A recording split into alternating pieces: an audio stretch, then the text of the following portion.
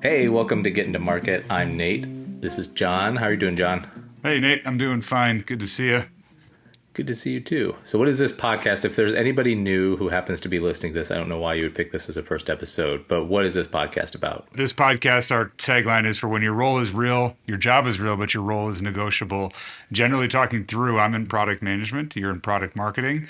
Our roles on paper might seem a little bit like, what do those people do? And so this is you and I talking through what it is that we do, how we're trying to help, different things that we're seeing as product marketers and product managers, and ways that we can work together to build products and ultimately ship new software. We haven't been that explicit. Do you think this is explicitly software? No, I don't think so. It's just I will what we know. say congrats. I think that was like the best kind of rundown you've given of the podcast. You really hit your stride there on the summary.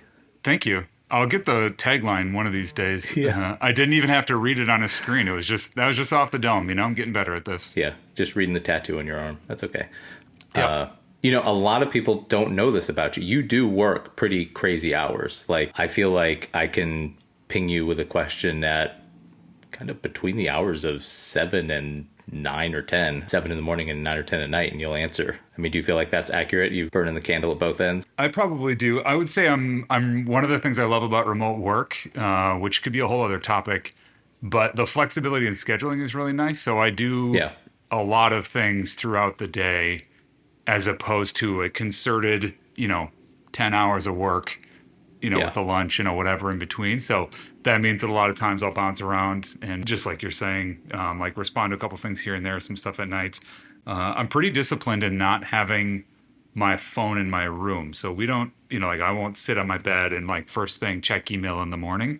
But once I get going and, kind of have a little time disconnected from the world, I'll chip away. Do you keep a block set of time? Like, hey, this is when I work and then I turn off from everything else? I wish. No, I don't think so. I'm not doing a particularly good job of that right now. But what I was going to say was part of it is, and some people, I don't know how often you share this, but you do some moonlighting work, operating cameras. And one of those gigs, I think, I don't know if you want to share this, is you are the kiss cam operator for Coldplay. Yep. And Yep. a couple weeks ago, I guess something stuck out to you that you wanted to catch on camera there. I'm just curious, why did you want to just destroy those two people's lives, John? Love was in the air, and you hear "fix you," and you just really want to find people that are happy.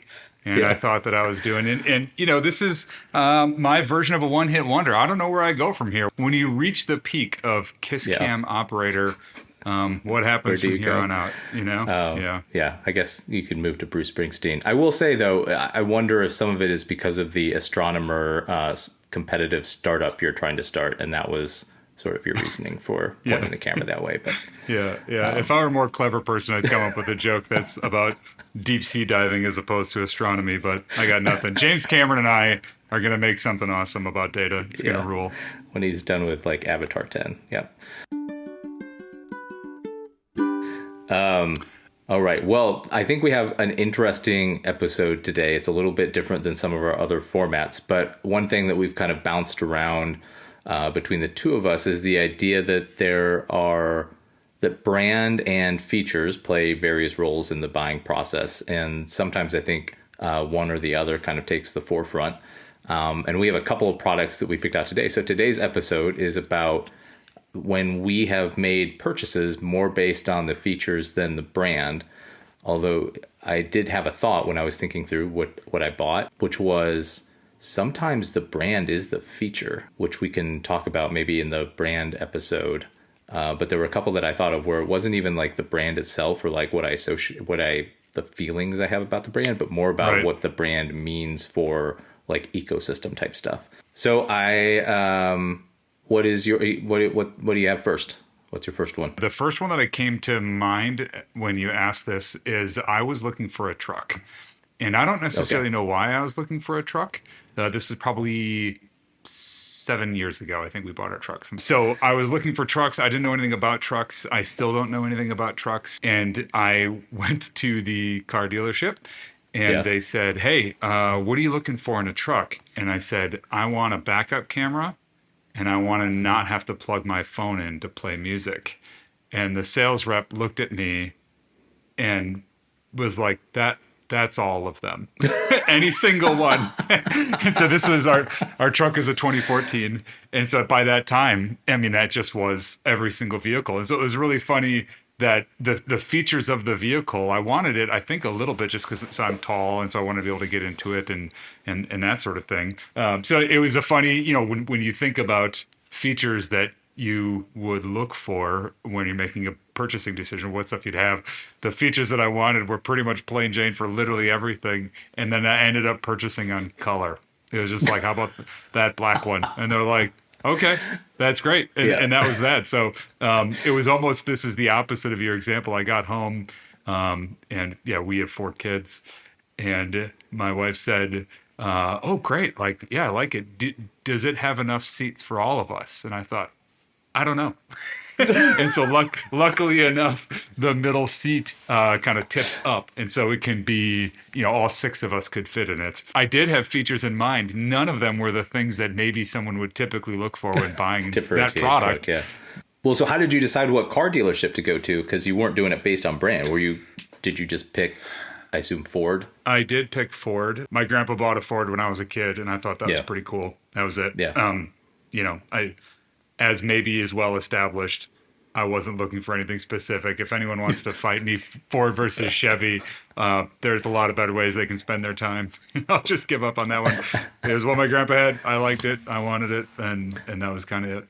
Well, what's funny about that, too, is that how much Bluetooth has changed kind of like everything about audio connectivity. And now, of course, CarPlay is kind of messing with it and Android, whatever.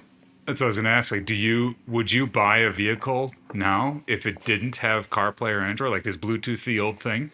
I don't know.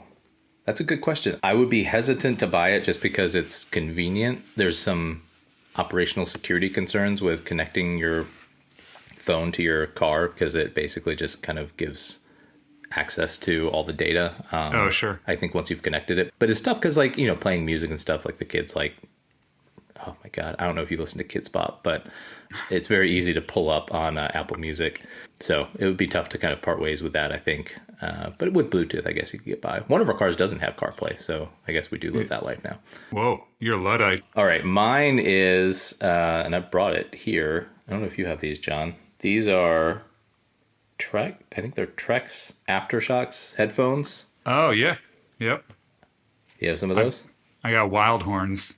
Okay, but that seems like the off-brand Temu version. But mine are the brand name, and they are the bone-conducting headphones, which I think is great. Like, we live in a pretty, or relatively speaking, high-traffic area, and knowing where cars are and being able to hear the stuff around you, I think is very helpful while you're out and about. And though AirPods and the like have transparency features now where you can kind of hear what's going on around you and it pipes audio in through the earbud, it doesn't seem to me as elegant a solution as these, which just don't cover your ear at all. And these also have like a way better battery life than the AirPods do. So not knowing anything about the brand, there was a guy who was at the office and he was walking around and I was like, what are those? And so he was just describing like what he uses them for and why he likes them, and just immediately sold. Like, I bought them that day because it sounded like such an amazing idea. I just don't like the idea of like having headphones in, you don't hear what's around you. Right. That's never good news. These are great. Like, I've had these now for like 6 years and the battery still lasts a long time. And got it exclusively because of the features, because it doesn't go in your ear. It doesn't block sound around you. You're able to like keep awareness about what's going on around you. And the battery life is really good. I like that these don't get as, I feel like when I put stuff in my ears, if I'm getting sweaty, like it gets sweaty too. And I don't really care for that too much. And this prevents that entirely. Yeah. So like almost exclusively features based why I bought these. Had nothing to do with the brand, but these are great. What's your next one? So it is similar. I like this idea of like sometimes a brand doesn't actually matter. So we just redid our basement. If you bought a branded basement, I bought a branded basement. Yeah, it's a Louis Vuitton basement. No, so we wanted to get a TV, and we don't watch a lot of TV, but clearly we had some. Yeah. Oh, really? Oh, there's an Avatar too. So we were looking around at different TVs, and the requirement that I had, kind of the features that I was looking for, was we didn't want the TV to be the center of everything, like the kind of design around the center. So a part of that was the thin TVs that just like really not the TV itself, but where like Samsung has their frame TV. There's a couple other competitors, but it's just that idea of I want this to be as small as possible. It wasn't about aspect ratios or color stuff or OLED or this or that. All I wanted was it to be very, very small. The kind of feature that differentiated kind of why I chose the one we chose versus the other ones was it didn't have a set-top box. So it wasn't like you ran a bunch of cables to another box. Everything was built into the TV itself. And so just from like a very clean, very simple, everything's there. You don't have to have any other, unit. What do you mean how old what do you mean a set-top box? Samsung TV, Samsung frames. It's a very small TV, but then there's like all the hardware is in a different box. It's a set-top box. And so you run a cable from the TV to it. And so then all your HDMI plug into that, whatever, then it sends the video to the TV. All of that processing is in a separate unit for many of the TVs. The one we bought, it's not. It's actually built into the TV itself. I feel like you're talking about all TVs. I have not seen a TV since and I know you're older than me, but since the 80s that is as you're describing it, where all of the HDMI and especially smart TVs can connect to Disney Plus, etc. Right. It's just all built into the TV. What are you talking about, a set-top box? So look up Samsung's TV frame. There's a separate unit the TV itself that you mount on the wall, there's a cable you have to run to a separate unit that runs the actual software. So like what's running on the TV on a Samsung is on a separate unit. From there, so all the Apple TV app, not Apple TV, but all the smart apps and all that other stuff and the video processing, the GPU is in a separate box. I have a Samsung TV somewhere in the house, and there's not a separate box. It's just built into the TV, and it was not. Of the frame ones? Of the really thin ones? How thin are we talking? Like what? Pull up one. What are we talking about? 3/4 of an inch. The TV's 3/4 of an inch. Yep. So it's like not the stand, not the back. A lot of thin TVs will have a bump out. If you look at the profile of them, they'll have a little bump out on the back for like whatever. But now these kind of newer ones, it's 3/4 of an inch top to bottom. And the way that they are able to do that, some vendors put all the stuff in a separate machine, and this one didn't. All right. I mean, I have so many questions. I guess one of them is, why do you care if it's the center of attention in the basement? Isn't that the point of a basement? Like, you just put a giant TV down there, and that's the focal point? What are you doing in your basement? It's just where so when you walk down the steps and look across the wall, it's there. So it's not like you would look at the side of the TV when it's there. So I didn't want that to be. Oh, I see what you're saying. Well, how how big is it? Big. 75 inch. So you didn't want it to be the focal of attention, but it is a 75-inch giant ass. Like people used to get projectors for that size type. It did have a projector there before. That's a true story. We have to wear sunglasses, very bright television. It was a pretty. This isn't necessarily my lesson learned, but there's a subreddit called TV Too High. And it's just like a bunch of people posting their TV too high up or putting their TV too high up on the wall when they mount it. And we got down a very weird rabbit hole of different television information. TV mounting, how far is it? What size does it need to be for whatever? The end of it is I'm happy with my choices, and I bought that TV. I'm glad. It does sound very expensive, this 3/4 inch thick TV.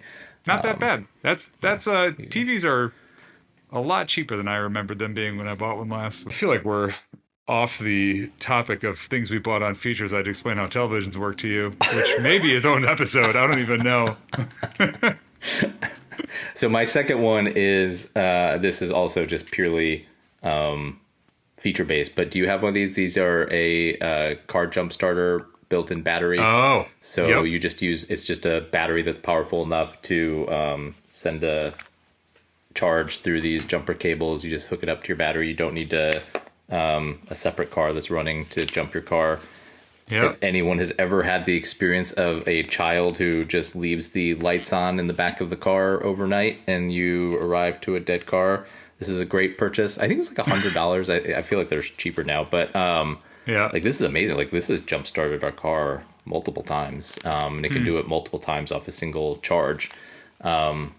If you don't have one of these, you should definitely get them. But I will say, like, I did look at Amazon reviews. I do feel like there's a bit of a fire risk with these types of devices just because it's a giant ass battery and you're hooking it up to your car battery. I guess I did look at Amazon reviews for, safety and reliability before I bought it. But yeah, it's been great. I've had it for a number of years now. No fires.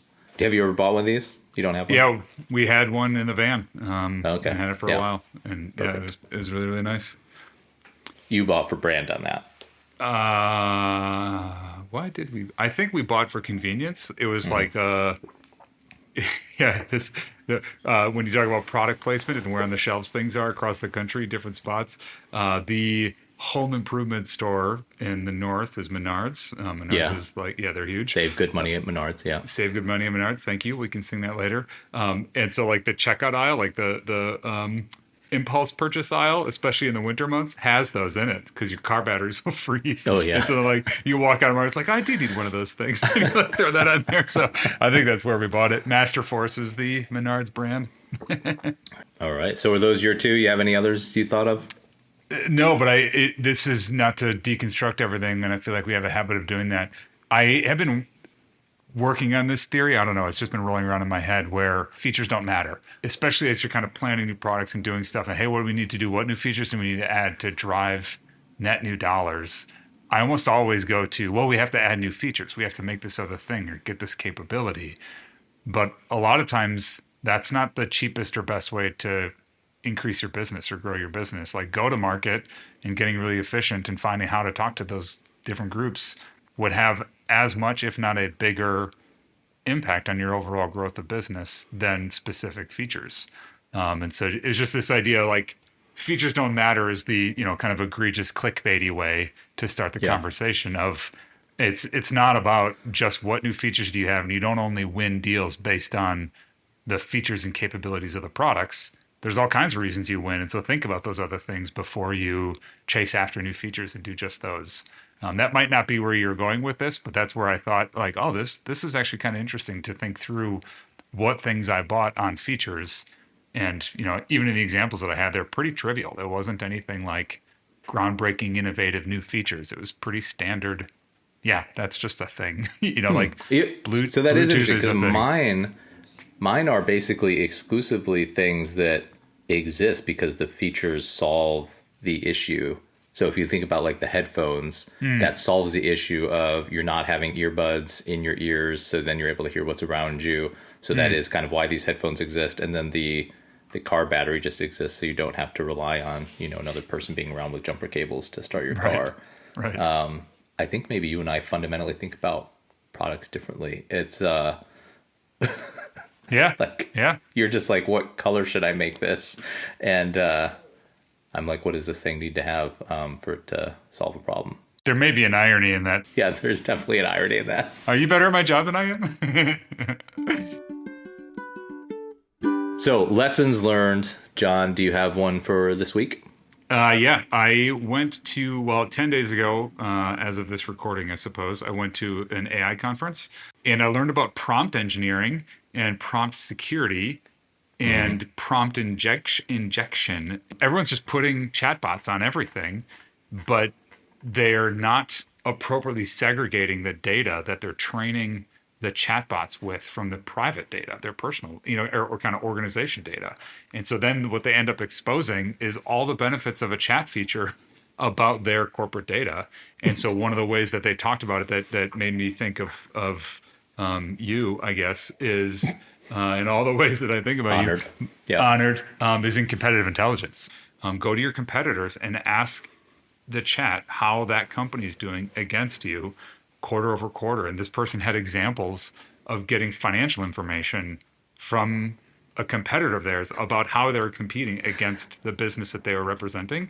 Yeah. And it was just like, you could kind of take this whole thing, like everyone's all excited about AI. It's going to do everything for everybody. And this person was a DevOps person. And so they were like, well, maybe be a little bit more safe and secure. So it was interesting to learn about, interesting to just get this idea of like, oh yeah, prompt injection where people are scripting, then sending out prompts, all these open APIs for Yeah. chats. And really interesting. Well, one, that's horrifying that it's just like exposing that data. But two, a little offended that what made you think about me wasn't you were looking at something pretty and you just naturally thought of me.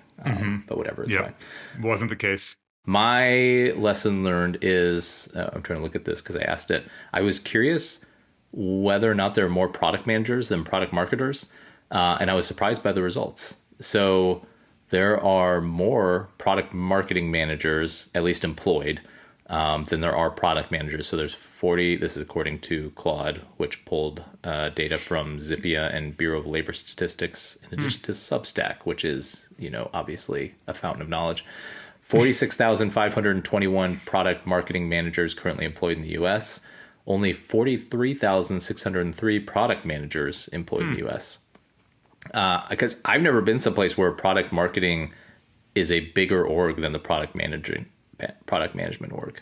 Yeah, that's really interesting. We're always outnumbered. So I'm kind of very confused. I wonder if part of it is because, I don't know, because that wouldn't answer it either. I was going to say because sometimes if you're a startup or a smaller org, sometimes like your product marketing person is your catch-all marketing person. Yeah. But that wouldn't account for, you probably still have a product, but I guess they can sometimes serve as a product manager too, depending on the org and what they're trying to do. So potentially maybe they're covering some of that product management function. And so they don't have a separate product manager, but I was surprised by that. Yeah.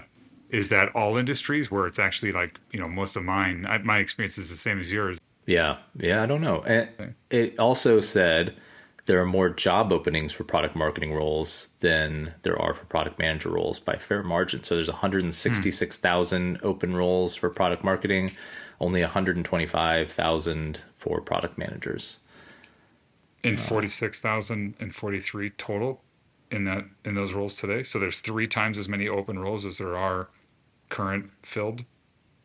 I'm not saying that Claude's pulling together the best research here, but yeah. Wow. It doesn't necessarily jive. Well, some of it is there's probably a fair number of like fake. I think we've both seen this out on the market where there's sort of not real job openings or. Oh, right. They're planning on filling it internally or whatever, various reasons. They might have posted a thing that's not really meant for the general person to apply for it. But that is interesting, right? Well, this says there are, for broader contexts, this is about marketing managers generally. Yeah, so interesting. That is. That's really interesting. Says the function is growing for both. From 2023, the numbers are higher now than they were. So growing market, but larger for product marketing. So better profession. Maybe we should fact check this. No, Claude is correct. Yeah. Obey the robots. It's never wrong. Never wrong. But yeah. All right. Next episode, I think we're going to do a couple of products that we've each bought because of the brand associated. So purchases more driven by brand. So if you like this episode, I think the next episode will be kind of interesting. And we're here on Tuesdays, new episodes. Or Thursdays, based on our experiments. So here we go. A/B test. Everybody's part of an A/B test. I think it's, every now and again, one time you said, you don't have to say all the thoughts you have out loud. That's a thing you actually told me one time. And I'm practicing that. You're welcome. Well, thank you, John. And with that, bye. Bye. Talk to you later. See ya.